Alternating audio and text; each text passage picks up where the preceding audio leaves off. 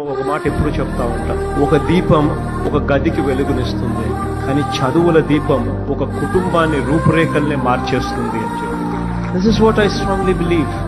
మనం ఏదైనా next generation కి ఏదైనా మనం ఇవ్వగలిగే ఆస్తి ఏదైనా ఉంది అని అంటే అది చదువులు.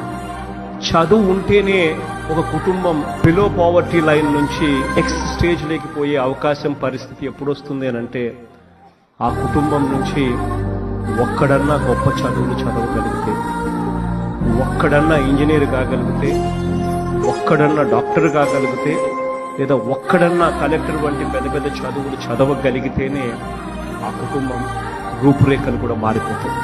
మీరు బైకుల్లో మీరు చేసే గోల్ ఉంటుంది చూసారా మీరు? నేను మనం మాట్లాడుతూ ఉన్నా, ఇప్పుడు ఈ ఫంక్షన్ లేదు, సినిమాలు లేవు, ఏం చేస్తారు చెప్పండి? ఉద్యోగాలు ఉపాధి కూడా కానీ టైం పడద్ది.